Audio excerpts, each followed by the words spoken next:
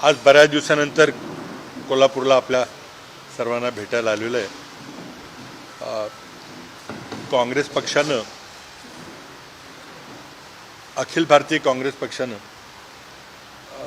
देशभरामध्ये काही कार्यक्रम दिले होते. त्यापैकी आपण पाहिलं असेल की गेले 8-15 दिवसापासून विविध प्रकारची आंदोलनं चाललेली आहेत आणि त्या पुढच्या टप्प्यामध्ये म्हणजे उद्यापासून, उद्या ऑगस्ट क्रांती दिन आहे आणि उद्यापासून 15 ऑगस्टपर्यंत स्वातंत्र्याचा अमृत महोत्सव या नात्यानं मी तिरंगा यात्रेचं आयोजन केलेलं आहे आणि प्रत्येक जिल्ह्यामध्ये किमान 75 किलोमीटर पदयात्रा काढायची. त्या पदयात्रेचा स्पर्श प्रत्येक तालुक्याला झाला पाहिजे अशा प्रकारचं नियोजन आम्ही राज्यात केलेलं आहे. 9 ऑगस्ट हा क्रांती दिन आणि 15 ऑगस्ट हा स्वतंत्रता दिन आणि या दोन्ही दिनांचं औचित्य साधून ही 6-7 दिवसाची आमच्या यात्रेचं नियोजन प्रत्येक जिल्ह्यामध्ये झालेलं आहे. प्रत्येक ब्लॉकमध्ये 5-5 किलोमीटर, प्रत्येक तालुक्यामध्ये 5-5 किलोमीटर असं करून आम्ही ह्या 6 दिवसामध्ये 75 किलोमीटरचं अंतर कापणार आहे. आता ही काँग्रेसनं जरी आयोजित केली असली तरी राष्ट्रीय तिरंगा ध्वजाची यात्रा आहे आणि हा राष्ट्रीय कार्यक्रम स्वातंत्र्याचा कार्यक्रम आहे आणि ज्या महान स्वातंत्र्य सैनिकांनी बलिदान दिलं, हौतात्म्य पत्करलं, तुरुंगवास भोगला, काठ्या झेलल्या, त्या सर्वांच्या त्यागाची आठवण व्हावी, स्मरण व्हावं. विशेषतः नव्या पिढीला एक आपोआप स्वातंत्र्य मिळालेलं अशी जी भावना आहे, कारण ते स्वातंत्र्यामध्येच जन्मलेले आहेत. त्यामुळं ब्रिटिश असताना ब्रिटिश राजवटीमध्ये काय परिस्थिती होती आणि किती खडतर परिस्थितीमधून आपल्याला हे राज्य मिळवावं लागले याची आठवण करून द्यायचा हा आजचा उद्देश आहे. त्याचा डिटेल्ड कार्यक्रम आपल्याला कोल्हापूर जिल्हा काँग्रेस कमिटीनं विशेषतः आपले अध्यक्ष बंटी पाटील आणि सर्व आमदार महोदय सगळे इथे उपस्थित आहेत, त्यांनी आपल्याला दिला असेल. मला आता थोडंसं की राष्ट्रीय विषयाकडं पडायचं आणि त्यानंतर मी राज्यातल्या राजकीय परिस्थितीबद्दलही बोलणार आहे. आज देशातली परिस्थिती अत्यंत चिंताजनक आम्हाला वाटते. याचं कारण असं आहे की त्यातलं जर एक आपण सूत्र जर पकडायचा प्रयत्न केला तर मला 2 धागे त्यामध्ये राष्ट्रीय पातळीवर दिसतात. पहिला धागा म्हणजे देशाची अर्थव्यवस्था संपूर्णपणे कोलमडलेली आहे. ती कशामुळं कोलमडली, आता त्यातून काय केलं पाहिजे, हा पहिला मुद्दा. आणि दुसरा मुद्दा, राजकीय मुद्दा, म्हणजे हळूहळू देशाची वाटचाल हे हुकुमशाहीकडे होत चाललेली आहे. देशाची लोकशाही संकटात आहे. किंबहुना देशात गेल्या 70 वर्षात 75 वर्षात आपण जे पाहिलं तशा प्रकारची उदारमतवादी लोकशाही, लिबरल डेमोक्रेसी शिल्लक राहील का नाही याबद्दल गंभीर शंका आमच्या मनात आहे. हे 2 धागे राष्ट्रीय पातळीवर मला दिसतात आणि त्याबद्दलच मी थोडं सुरुवातीला बोलणार आहे. अर्थव्यवस्थेच्या बाबतीत पाहायचं झालं तर आपली अर्थव्यवस्था मंदावलेली, यामध्ये कोणीच काही शंका व्यक्त करणार नाही. तर त्याला सरकारकडून उत्तर दिलं जातं की कोविडमुळे हे झालंय, पण ते वास्तव नाही आहे. कोविडच्या पूर्वीपासून अर्थव्यवस्थेला घरघर लागली होती आणि त्या आपण सरकारी आकड्यातूनच पाहूया. दर तिमाहीला भारत सरकारचं अर्थ मंत्रालय आणि रिझर्व्ह बँक या आपल्या विकास दराचे आकडे प्रकाशित करत असतं. कोविड समजा मार्च एप्रिलला सुरू झाला, त्याच्या आधीच्या 8 तिमाहीचे आकडे जर पाहिले, म्हणजे 2 वर्षातले आकडे पाहिले, तर सलगपणे अर्थव्यवस्थेचा विकास जरा घसरत चालला. सलग म्हणजे मागच्यापेक्षा ही कमी, ह्याच्यापेक्षा पुढची कमी, त्याच्या पुढची कमी, असे कमी कमी कमी कमी विकास स्तराचे आकडे होत गेले कोविड पूर्वीच्या 8 तिमाहीमध्ये, म्हणजे 2 वर्षामध्ये. आणि हे सगळे केंद्र सरकारचे आकडे आहेत. आपला उच्चांकी विकास दर जवळजवळ 8-9% UPAच्या काळामध्ये होता. तो पुढं पहिल्या 2 वर्षामध्ये देखील तसाच राहिला, कारण मोमेंटम होतं, त्याच गतीने तो वाढत राहिला. नंतर मोदी सरकारकडून एका मागोमाग एक चुका व्हायला लागल्या. पहिली सर्वात मोठी चूक म्हणजे नोटबंदीची. त्यानंतर GSTची अचानक अंमलबजावणी केली. नंतर मग छोट्या मोठ्या अनेक अर्थव्यवस्थेमधल्या चुका, योग्य वेळी निर्णय न घेणं किंवा सवंग लोकप्रियतेकरता काहीतरी निर्णय घेणं, अर्थव्यवस्थेचं देखील राजकारणाकरता आणि विरोधी पक्षांना आणि विशेषतः विरोधी पक्षांच्या सरकारला त्रास देण्याकरता करणं, अशा अनेक चुका होत गेल्या. त्यामुळं कोविडच्या आधीपासूनच देशाची अर्थव्यवस्था मंदावली होती. कोविड पूर्वीची शेवटची तिमाही म्हणजे जानेवारी ते मार्च 2020, त्या तिमाहीचा वार्षिक विकास दर 4.1% होता. पण काही अर्थतज्ञ म्हणतात की आकडे काही फसवे आहेत. आणि विशेषतः डॉक्टर अरविंद सुब्रमण्यम, जे मोदी सरकारचे आर्थिक सल्लागार होते, नंतर ते सोडून त्यांना गेले, त्यांनी एक खूप चांगला शोधनिबंध लिहिलेला आहे. त्यांचं म्हणणं आहे की हा शेवटच्या तिमाहीमधला 4.1% विकास दर देखील खरा फार कमी आहे, किंबहुना उणे देखील असेल. आता त्याबद्दल आपण चर्चा करू शकतो, त्यांचं ते मत आहे. पण 4.1% हा निचांकी विकास दर होता, तो सुद्धा खरा होता का नाही माहिती नाही. त्यानंतर कोविड सुरू झालं. कोविडच्या वर्षामध्ये तर अर्थव्यवस्था उणे 27% खाली गेली. ती अजूनही सुधारलेली नाही. म्हणजे अर्थव्यवस्था म्हणजे देशाचं जे एकूण राष्ट्रीय उत्पन्न आहे, कोविड पूर्वी होतं तिथपर्यंत आपण अजून पोचलेलो नाही. पुन्हा एवढा खड्डा पडलेला आहे की तो खड्डा मुजवत आपण पोर आलेलो आहे. तरी पण आता जैसे थे परिस्थिती, म्हणजे 2020च्या 31 मार्चला जी परिस्थिती होती, राष्ट्रीय उत्पन्न होतं तिथपर्यंत आलेलं आहे. तोपर्यंत लोकसंख्या वाढते आहे, रोजगार मागणाऱ्यांची संख्या वाढते आहे. आणि या सगळ्याचा परिणाम असा झाला आहे की मोठ्या प्रमाणामध्ये कारखाने बंद पडलेले आहेत. मोठ्या कारखान्यामध्ये औद्योगिक रोजगारामध्ये घट झालेली आहे. एकंदरीत बेरोजगारीचा दर गेल्या 45 वर्षात सर्वात अधिक आहे. हे सरकारी आकडे आहेत सगळे.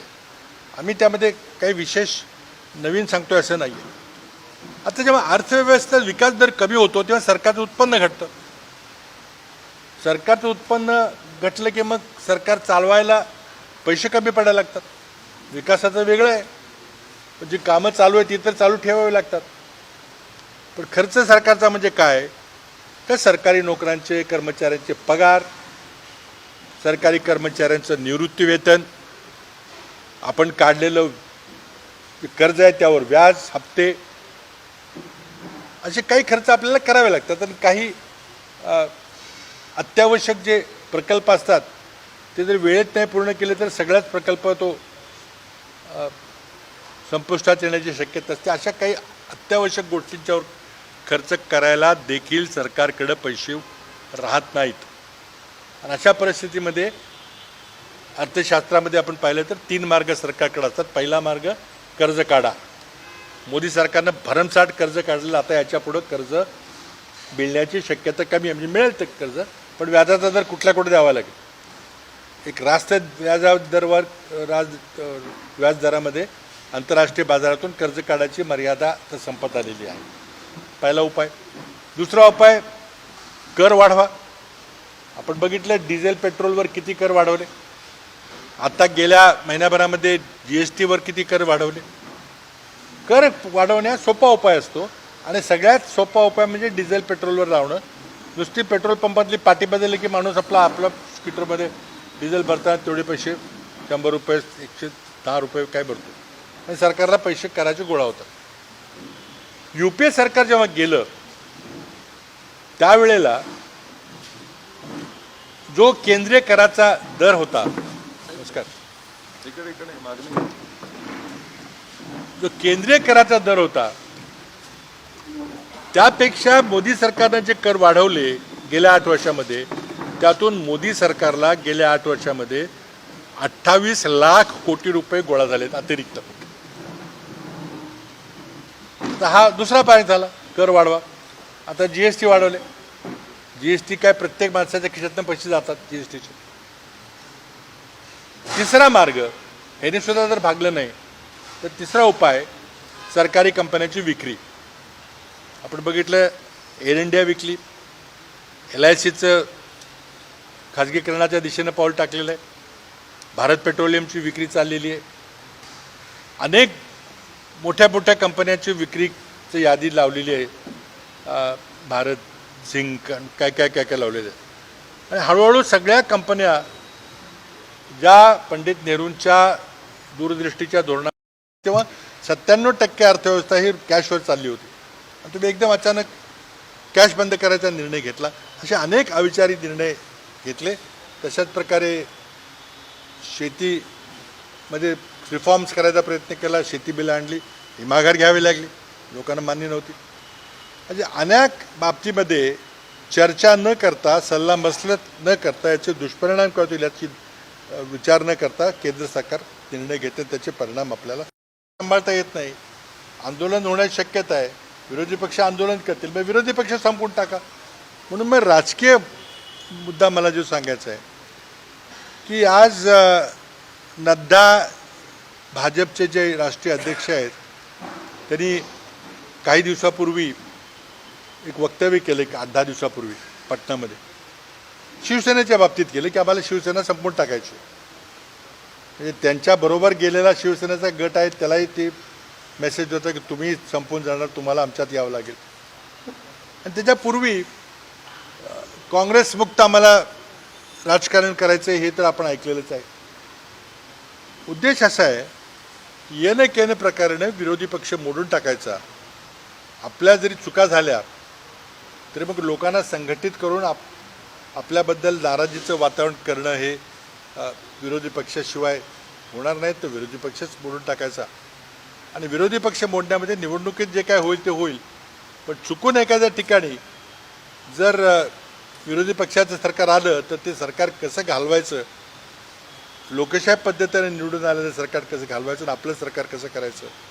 अगदी इतिहास जर 2-1 वर्षाचा पाहिला आपण तर मणिपूर घ्या, गोवा घ्या, कर्नाटक घ्या, मध्य प्रदेश घ्या, अलीकडं आता महाराष्ट्र झालं, उत्तराखंड, अरुणाचलचे कोर्ट केसेस झाल्या, कोर्टाला शेवटी निर्णय बदलावे लागले. पण बेधडकपणे एकतर ऑपरेशन कमला म्हणजे ऑपरेशन लोटस म्हणजे काय, राजीनामा द्यायला व्हायचा आमदारांना, त्यांना मंत्री करायचं आणि मग त्यांना पुन्हा निवडून आणायचं आणि मग त्यांना आपल्या पक्षात सामील करून घ्यायचं.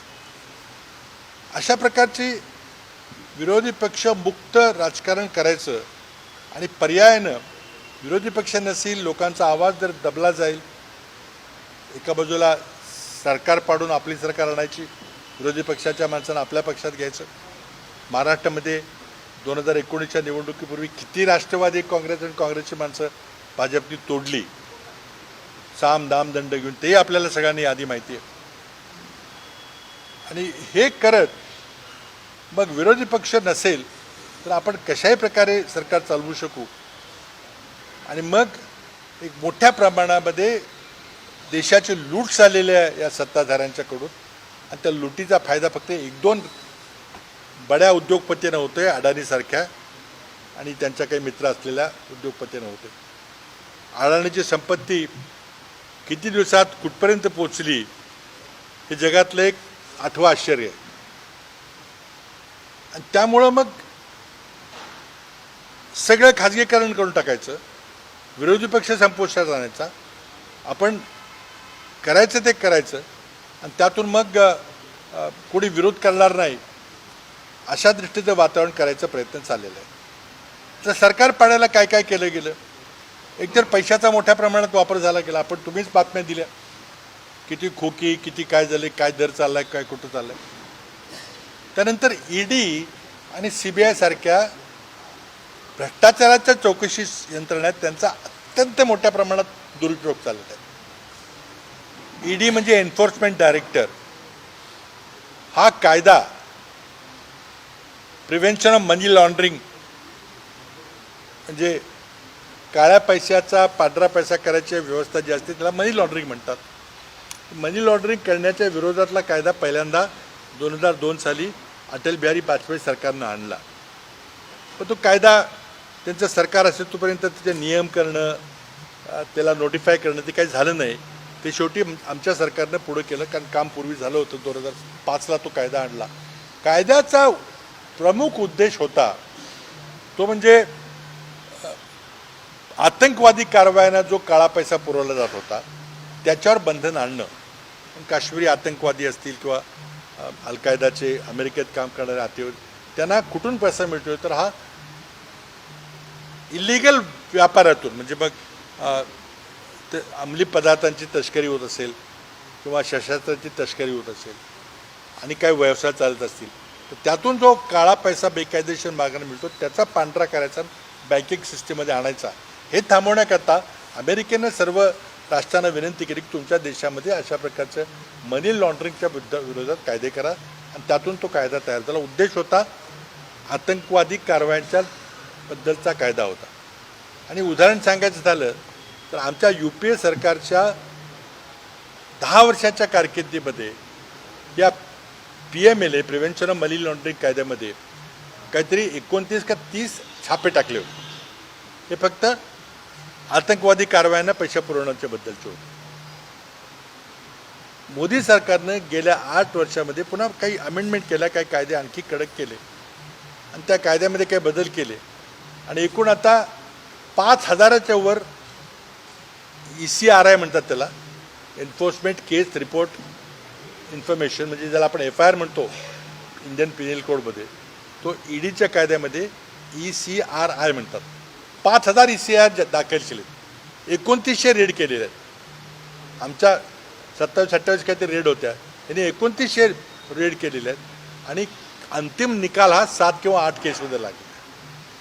अंतिम निकाल लावायचा उद्देशच नाही आणि कायदा इतका कडक आहे आणि तो हळूहळू आणखी इतका कडकपणे वापरला जातो की माणसाला आधी तुरुंगात टाकायचं, छापा टाकायचा, त्याला चौकशीला बोलवायचं, लगेच त्याला रात्री तुरुंगात टाकायचं आणि तुरुंगात टाकल्यानंतर महिना 2-2 महिने 4-4 महिने वर्षभर त्याला बाहेर काढायचं. त्याला जामीन मिळू द्यायचा नाही. भुजबळ साहेब मला वाटतं किती 2-2.25 वर्ष आत होते. आता अनिल देशमुखला सुद्धा मला वाटतं 7-8 महिने का 9-10 महिने झालेले. काय बाहेर याचा प्रश्न नाही. एकदा आत टाकले की बस. आणि हा कायदा म्हणजे इतका मानवतेच्या विरुद्ध कायदा आहे. त्या कायद्यामध्ये हे सगळंच आपलं जे न्याय व्यवस्थेचा मूलभूत सिद्धांत आहे त्याला ज्युरिस्प्रुडन्स म्हणतात ते सगळ्यात डोक्यावर उभं केलं. आणि म्हणून काही दिवसापूर्वी या PMLA आणि EDच्या व्यवस्थेबद्दल 200 याचिका सुप्रीम कोर्टाकडे होत्या आणि सुप्रीम कोर्टाने त्या याचिका ऐकल्या. पण दुर्दैवानं त्यावेळेला न्यायमूर्ती खानविलकरांनी सरकारच्या बाजूने निकाल दिला आणि त्यामध्ये इतकी विचित्र परिस्थिती करून टाकलेली आहे की आज त्या एका कायद्यामुळं देशातल्या नागरिकांचं स्वातंत्र्य संपुष्टात आलेलं आहे. त्या कायद्यामध्ये बहुतेक जामीन मिळत नाही. जर एखाद्याला तुरुंगात टाकलं, आत टाकलं तर कुठल्या गुन्ह्याबद्दल टाकलं हे सांगायचं नाही. आज आपल्या सामान्य कायद्यामध्ये जर FIR जर पोलिसांकडे दिला तर त्याची कॉपी आपल्याला त्याला ती काय असा गुन्ह्याची तुझ्याबरोबर नोंद झालेली आहे. मग तो माणूस म्हणतो बा काय तयारी करतो. तिथं सांगत नाहीत कशा करता तुम्हाला आत नेले. ECR द्यायची गरज नाही कारण कोर्टानं सांगितलं की आता नाही ती गुप्त कागदपत्र आहे ते काय मी देऊ शकणार. मग बेल मिळायला गेलं तर कशाबद्दल मला तुरुंगात गेलं ते त्याला माहिती नाही. तर बेलची तयारी कशी करणार. त्यामुळे जामीन मिळत नाही आणि कोर्ट धडाधड जामीन नाकारतात. त्यामुळं गुन्हा काय घडला आहे, कशाबद्दल काय कोणाला घेतलं आहे आणि आपल्या न्यायव्यवस्थेमध्ये तुरुंगात टाकणं ही क्वचित होणारी घड. न्याय बेल मिळायला पाहिजे. गुन्हा झाला तर त्याला आपला पुरावा गोळा करण्याकरता त्याला तुम्ही हे करा, त्याला आत ठेवायची गरज नाही तोपर्यंत शिक्षा होत नाही. आणि आपल्या न्यायव्यवस्थेमध्ये सर्वात महत्त्वाची गोष्ट आहे की जोपर्यंत तुमचा गुन्हा सिद्ध होत नाही तोपर्यंत तुम्ही निर्दोष आहात. पण या कायद्यामध्ये उलट आहे की आम्ही तुमच्यावर गुन्हा दाखल केला तर तुम्हीच सिद्ध करा की तुम्ही निर्दोष आहे, आम्ही नाही करणार. म्हणजे याला रिव्हर्स, याला बर्डन ऑफ प्रूफ असं कायद्यात म्हटलं जातं. ते सगळं उलटं केलं. अनेक गोष्टी आहेत. म्हणजे सांगायचा उद्देश काय की न्याय देवता किंवा सर्वोच्च न्यायालय देखील कशा प्रकारे न्याय देते त्यामध्ये काही हा स्पष्टपणे या सगळ्या गोष्टींचा आपण सारासार विचार केला. ईडी सारख्या यंत्रणेचा दुरुपयोग, CBI सारख्या यंत्रणेचा दुरुपयोग, साम दाम दंडभेद नीती, आमदार फोडायला आर्थिक ताकदीचा वापर, सगळ्या देशातल्या राज्य सरकारांनी मदत करून त्यांना प्रोटेक्शन देणं, या सगळ्या अजीबोगरीब गोष्टी आहेत. त्या सगळ्या जर पाहिल्या तर आपल्या देशामध्ये लोकशाहीला खरा धोका निर्माण झालेला आहे. निवडणुकीत तुम्ही काही करा पण तुमचं सरकार काही आलं तर टिकणार नाही, ते सरकार आम्ही टिकू देणार नाही.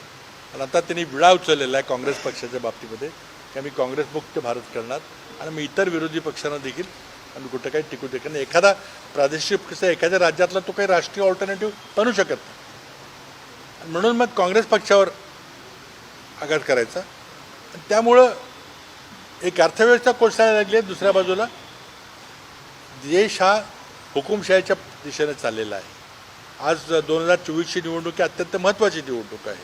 आणि त्या निवडणुकीमध्ये खरोखरीच जर त्यांनी निवडणुकीपूर्वीच काँग्रेस मुक्त करून टाकलं, जी काँग्रेसची काही सरकार आता आहेत ती जर हलवली आणि जर पैशाचा वापर करून काय होईल काय माहिती. आत्ताच पक्षाची फोडाफोडी चाललेली, मी आता महाराष्ट्राच्या परिस्थितीकडे येतोय, तर मग काय होईल की इतर कुठल्याही प्रादेशिक पक्षाला भाजपला राष्ट्रीय ऑल्टरनेटिव्ह, राष्ट्रीय पर्याय होता येणार नाही. तो राष्ट्रीय पर्याय काँग्रेसलाच व्हावा लागेल. आणि काँग्रेसच राष्ट्रव्यापी पक्ष आहे. आणि त्याच्याबरोबर सर्व प्रादेशिक पक्षांनी जे भाजप विरुद्ध आहेत त्यांनी येऊन एक व्यापक आघाडी करून आपल्याला लढत द्यायला लागेल. पण ती होणार नाही याकरता प्रयत्न चाललेले आहेत. आणि त्यामध्ये जर भाजपला यश आलं, त्यामध्ये जर जनता जागृत राहिली नाही, आम्ही जे आंदोलन करतोय, लोकांना जागृत करायचा प्रयत्न करतोय, तर लोक जागृत झाले नाहीत आणि ती परिस्थिती निर्माण झाली तर मग 2024ला निवडणुका होतील. मग देशात, मग जगातला सर्वात मोठी लोकसंख्या असलेला भारत देश, जगातली सर्वात मोठी लोकशाही असलेला भारत देश सर्वात मोठ्या निवडणुकीला सामोरं जातोय. मग तुम्ही दाखवाल सगळ्या टी व्हीवर रांगाच्या रांगा लागतात लांबच्या लांब.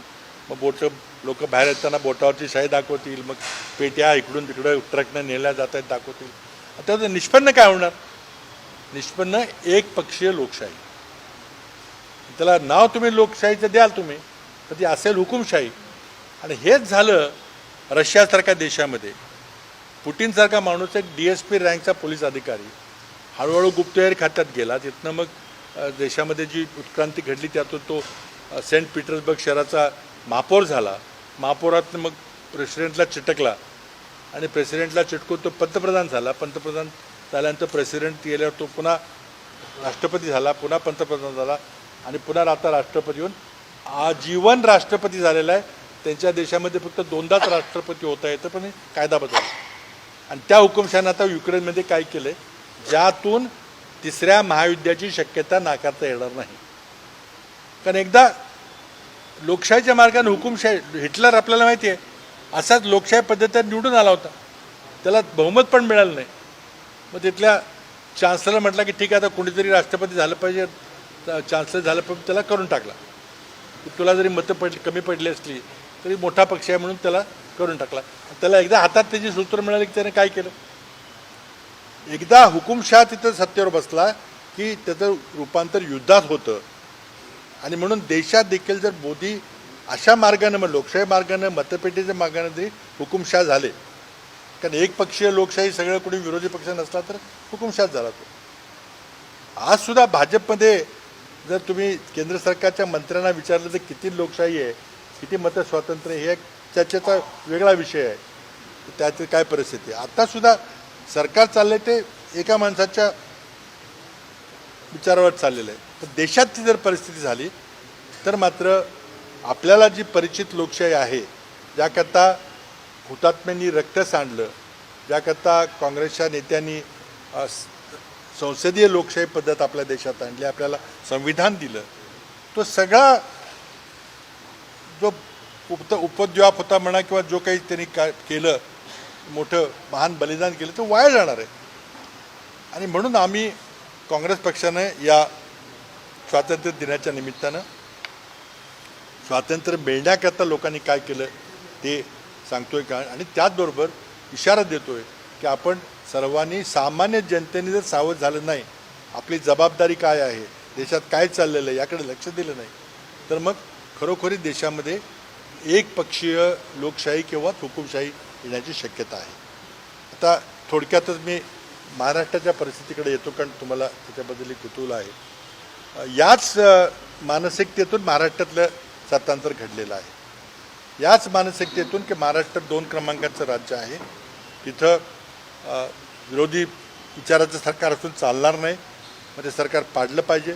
तिथं ऑपरेशन कमला म्हणजे काही लोकांना राजीनामे देऊन पुन्हा निवडणूक लढणं हे काही जमत नव्हतं, कारण 3 पक्ष एकत्र आले की बघ भाजपला निवडणुकीला सामोरं जाता येत नव्हतं. आपण कोल्हापूरच्या पोटनिवडणुकीत पाहिलं, त्याचबरोबर आपण स्थानिक स्वराज्य संस्थेच्या MLCच्या निवडणुकीत पाहिलं, 3 पक्ष आले तर काही खरं नाही, मग हे सगळं मोडलं पाहिजे.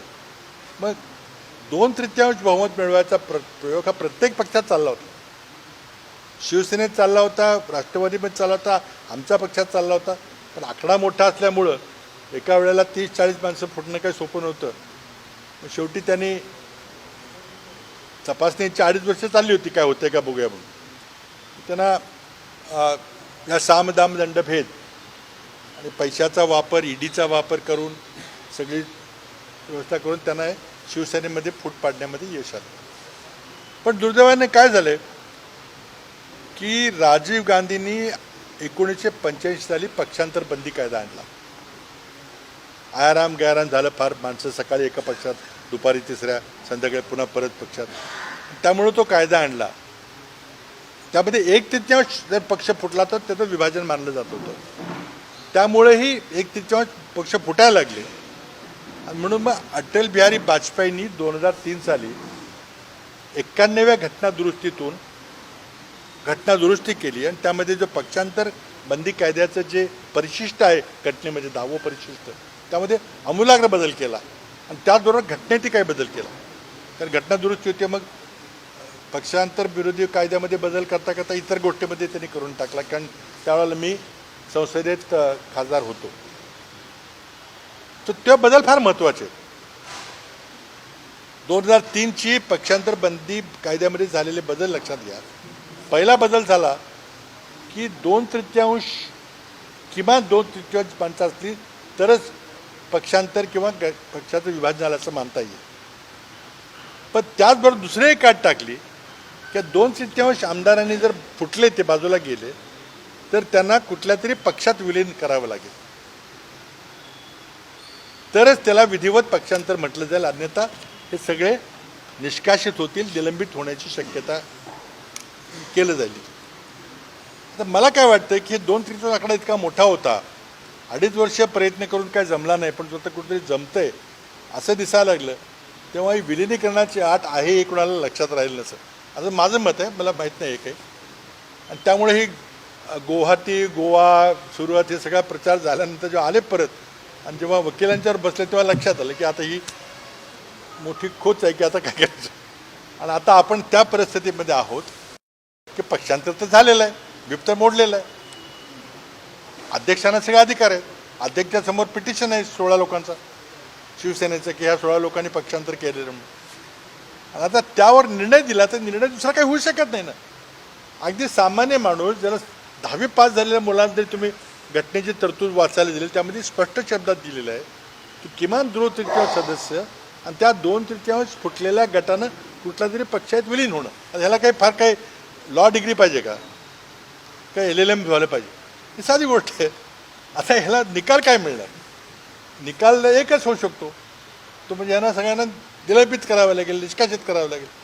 त्यामध्ये एकनाथ शिंदे पण आहेत. आता एकच मार्ग आहे, तर निकालच देऊ नका, दिला तर हाच द्यायला लागेल. आणि त्यात दुसरी गोम काय आहे की जर समजा हे पक्षांतर कायद्यामध्ये निलंबित झाले, यांना पुन्हा मंत्री होता येत नाही. कायद्यात लिहिले तसं या विधिमंडळाच्या आयुष्यामध्ये म्हणजे 5 वर्षामध्ये त्यांना मंत्री होता येणार नाही, जरी काही जरी झालं तरी. तर त्यामुळे आता आता प्रश्न असा आहे की आता प्रश्न हा सुप्रीम कोर्टाकडे पडलेला आहे. आणि झालं संपलं माझं. तर सुप्रीम कोर्ट आता काय करणार तिचं सगळ्यांचं लक्ष लागलेलं आहे. खरं म्हणजे माझं प्रामाणिक मत असं आहे, माझं मत आहे की 2 न्यायाधीशांच्या खंडपीठानं जो सुट्टीच्या वेकेशन बेंचनं जो निर्णय दिला आणि शपथविधीला परवानगी दिली किंवा शपथविधी करायला परवानगी दिल्यानंतर चाचणी घ्या बहुमताची, हा चुकीचा निर्णय होता. कारण आपल्या संसदीय लोकशाहीमध्ये बहुमताचा माणसाला आपण पंतप्रधान किंवा मुख्यमंत्री करतो.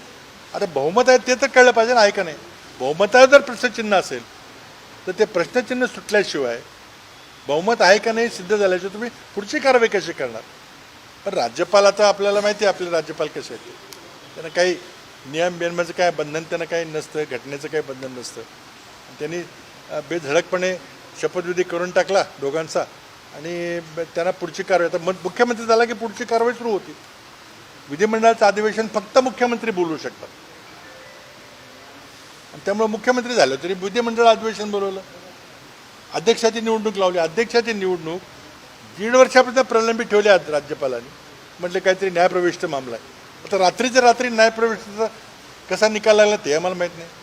अध्यक्षाची निवडणूक झाली, हे सगळं बेकायदेशीर आहे.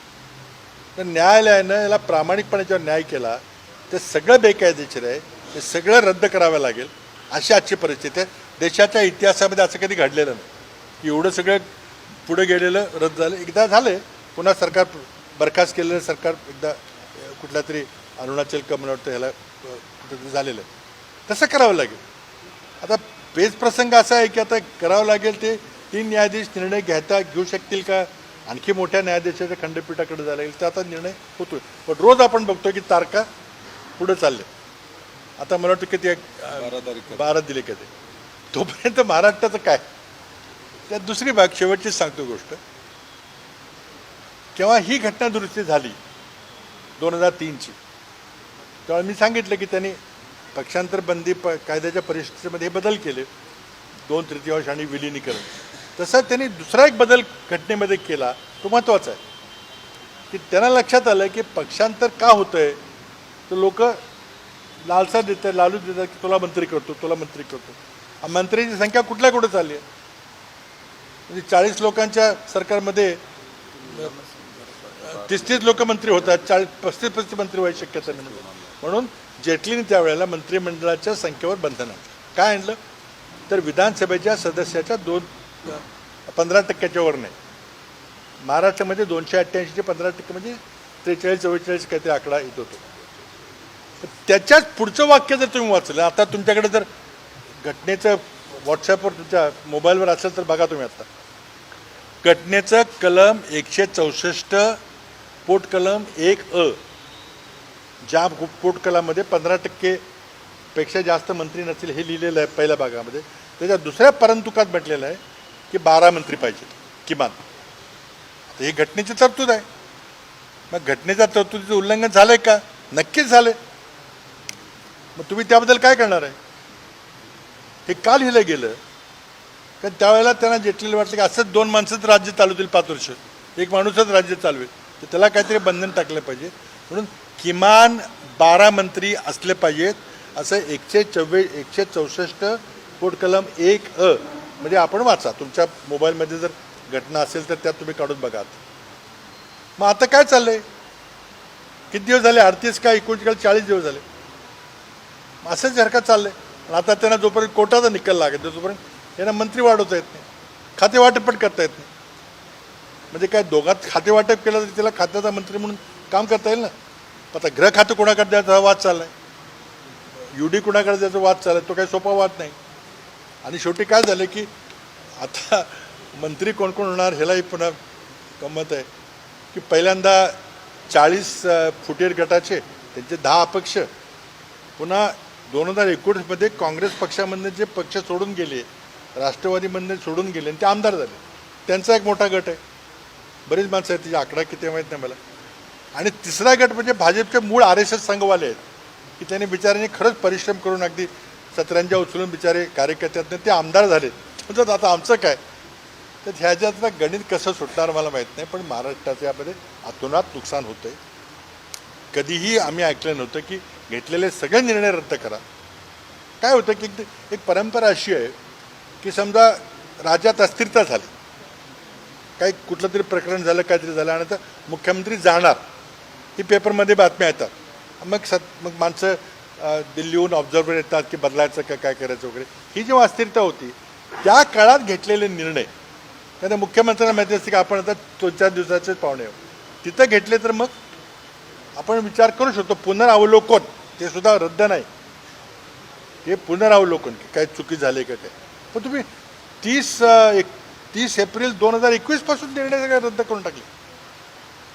त्यामुळे काय झालं की दोन माणसं करतायत, त्याच्या दोघांच्या मध्ये वाद आहे. खरा मुख्यमंत्री कोण, कोणाला व्हायचं होतं, कोण होणार होतं, कोण झालं नाही, कशाची त्यांना शिक्षा दिली मला माहीत नाही. पण त्यात अनेक अटकली आहेत. पहिली अटकल आहे की हे जे विलिनीकरणाचं कलम होतं हे कोणाला माहीत नव्हतं, ते न सांगतात आम्ही आणले 2000 म्हणून पेढे वाटायला सुरुवात केली, नंतर कळलं की चूक झाली म्हणून. असं कसं त्यांना बाहेर पडायचं. त्यामुळे पुन्हा दुसऱ्यांदा तोंड कशी पडायची पाळी येते का काय, म्हणून त्यांना शिक्षा दिली का काय माहीत नाही. पण आता महाराष्ट्राचा सगळा पोरखेळ झालेला आहे. वर्तमानपत्रामध्ये महाराष्ट्राबद्दल निगेटिव्ह बातम्या लागलेल्या आहेत. त्यांनी परिस्थिती आमची शेवटची विनंती न्यायमूर्तींना आहे की हा अतिशय कटू निर्णय असेल, कदाचित अनप्रेसिडेंटेड असेल, कधी हे पूर्वी असं घडलं नसेल, पण तुम्हाला न्याय केल्याशिवाय तर पर्याय नाही. देशाची लोकशाही वाचवायची असेल तर न्याय केला पाहिजे. त्याचबरोबर ईडी कायद्यामध्ये जे काही कोर्टाने केलं त्याच्याबद्दलही पुनर्सुनावणी झाली तो वेगळा विषय आहे. पण आज 12 तारखेला 13 तारखेला जे काही असेल, खंडपीठ असेल काय असेल, तर खंडपीठ केलं तर त्याला महिने लागतील. त्याच्या आधी ही परिस्थिती दुरुस्त केली पाहिजे. आणि राज्यपालांनी जे निर्णय घेऊन चुकीचे निर्णय घेत त्यांच्यावर स्ट्रिक्चर जोडले पाहिजे. राज्यपाल आपल्या अधिकारांचा, घटनात्मक अधिकारांचा गैरवापर केलेला आहे हे तिथं स्पष्ट नमूद झालं पाहिजे. आणि घड्याळाचे काटे उलटे फिरवायला लागले तरी फिरवायला लागेल, पण महाराष्ट्रातली लोकशाही वाचवली पाहिजे, देशातली लोकशाही वाचवली पाहिजे. त्याकरता काँग्रेस पक्षाचे आंदोलन आहे.